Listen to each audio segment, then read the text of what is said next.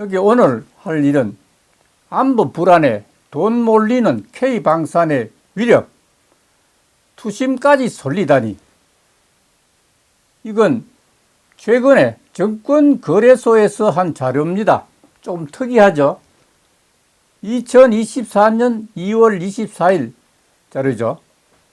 그러니까 정권 가지고 방산업체의 성과를 비교한 자료입니다.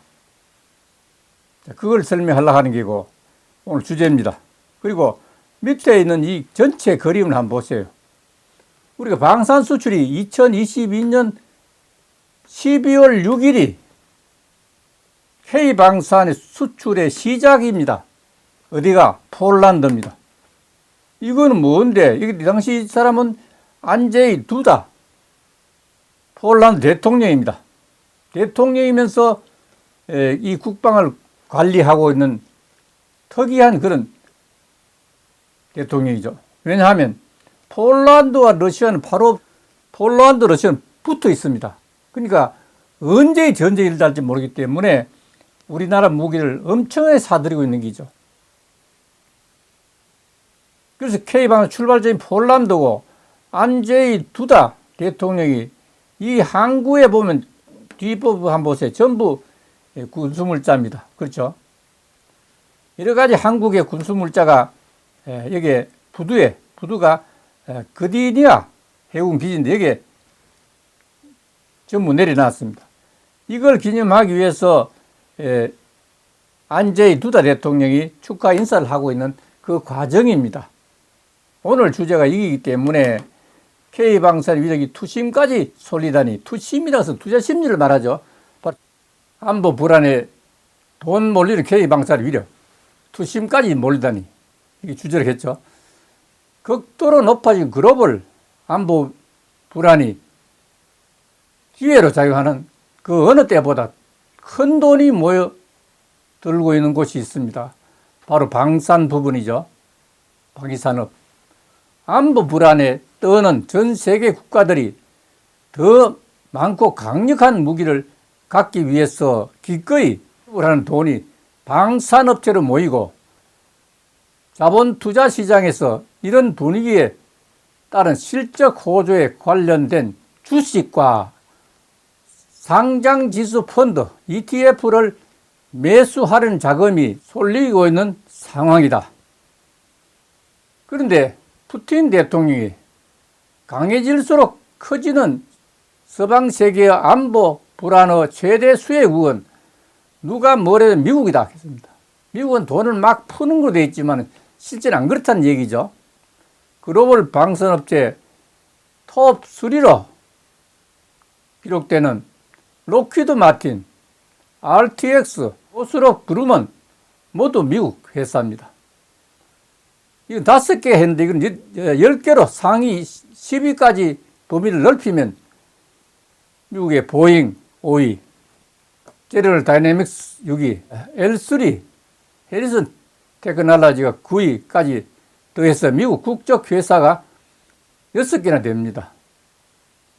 10개 중 6개가 미국 회사이기 때문에 나머지 4개 중에서 우리가 한두 개, 2개 차지할 수 있을지 모르겠습니다.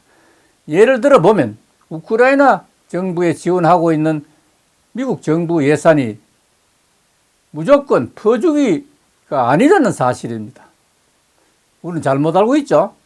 미국 일간 월스트리트 저널은 조 바이든 미국 행정부를 인용해서 최근 미국 회를 통과한 950억 달러, 한화로 126조 원입니다. 이 규모의 안보 예산 수정안 중에서 우크라이나에 배정된 607억 달러, 한화로 81조 원 중에서 64%가 미국 방위산업으로 되돌아온다고 보도했습니다. 그러니까 64%, 36%는 우크라이나와 나토에 책임지지만 나머지 64%는 다시 되돌아온다니까 미국은 이게 그냥 주는 게 아니죠.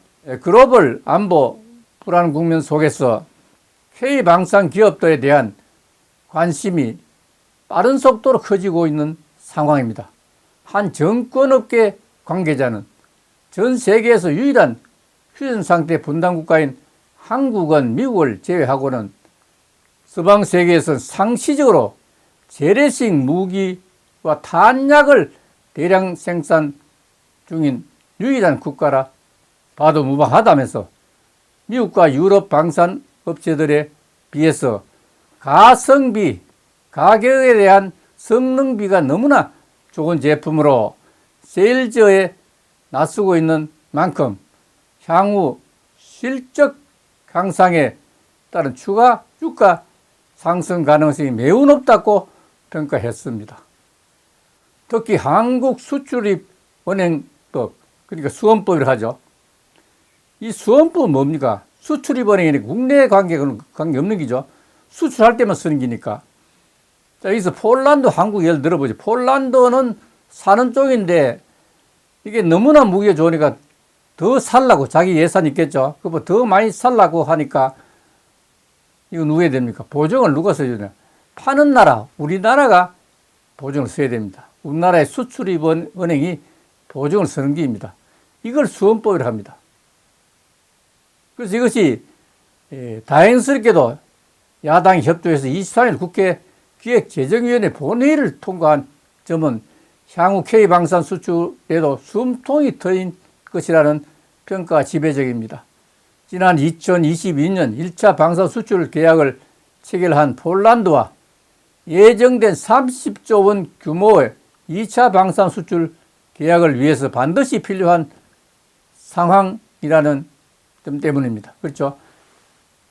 방산 수출 금년항이 30조 원인데 이걸 보증을 우리가 써줘야 된다는 얘기죠.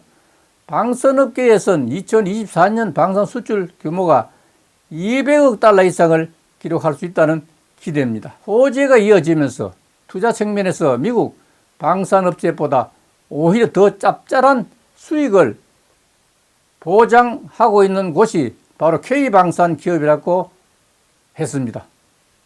지난 20일 종가 기준 코스피 시장 내 주요 방산주의 6개월간 수익률을 평가해 봤습니다.